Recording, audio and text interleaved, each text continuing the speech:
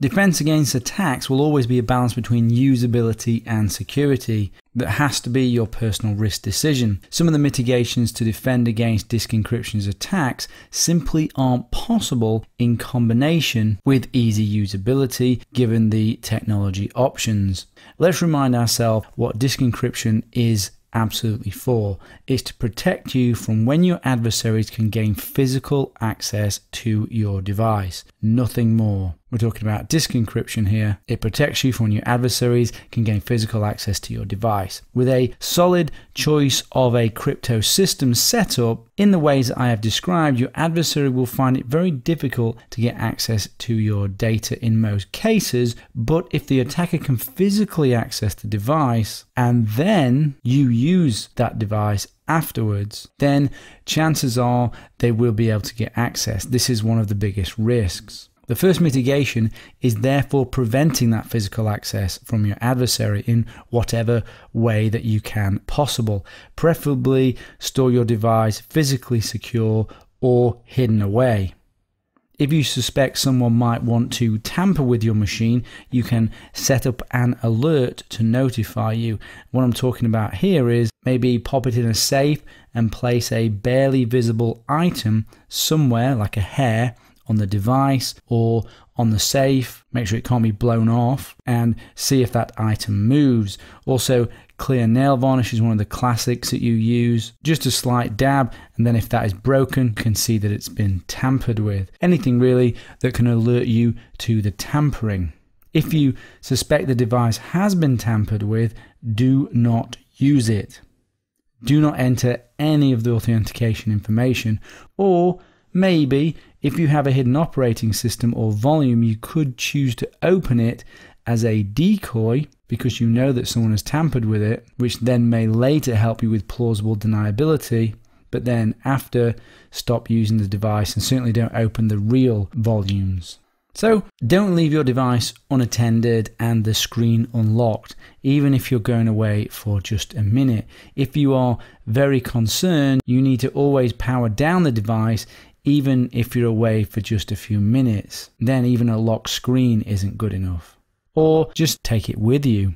Disable ports that support DMA, including PCI, PCI Express, Firewire, Thunderbolt, and others. Look up online to see what supports DMA on your particular device.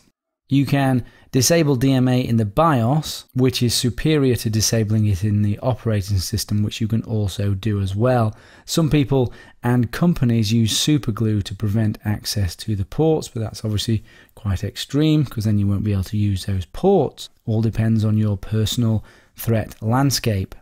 Users preference whole disk encryption as opposed to just container or partition encryption for just your data, as this reduces your attack surface if you use whole disk encryption.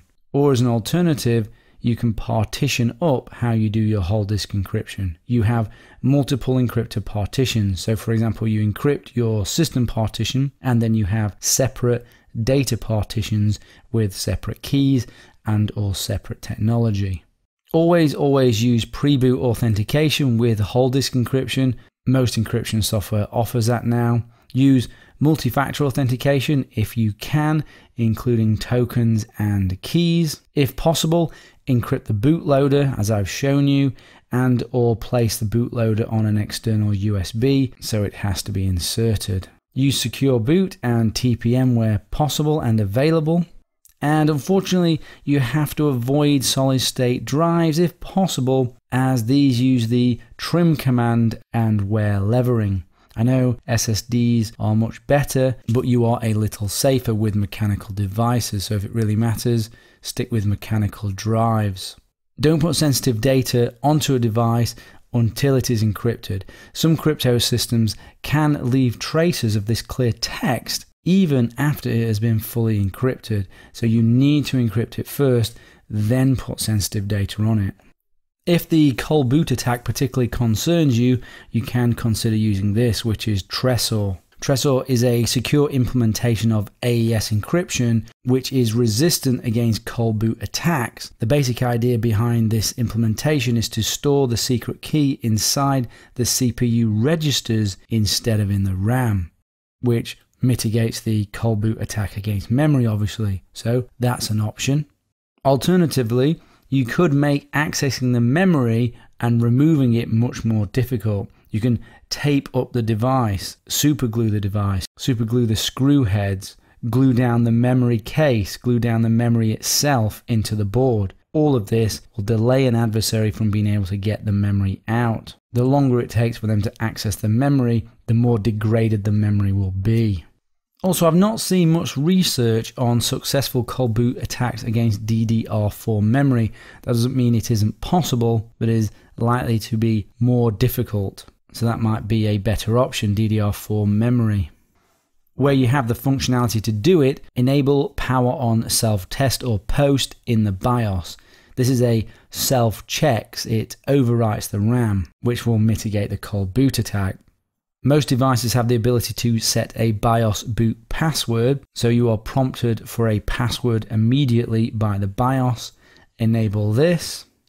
You want to look at disabling the various ways with which the memory can be dumped to disk. For example, if the system is put into sleep and the secret key will still be in memory in most cases, never do this. In Windows, for example, if the system is put into hibernation, the memory is dumped into the hiberfill.sys file. So you need to disable this kind of functionality. Disable hibernation and secure delete the hiberfill.sys file in Windows as an example. You want to find where your operating system enables memory dumps and core memory dumps, and that needs to be disabled.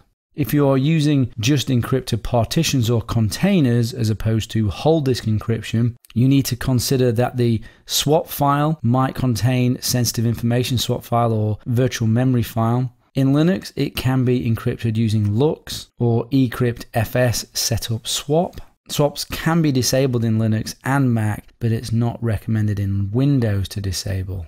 In the section on evidence elimination, we talk more about preventing these sorts of things and run through how it's done.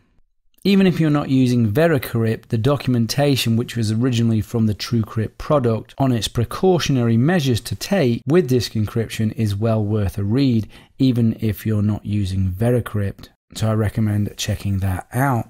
So that's my general advice in terms of defense against disk decryption attacks. And later on, we're going to talk about nesting crypto systems and obfuscation as additional mitigations.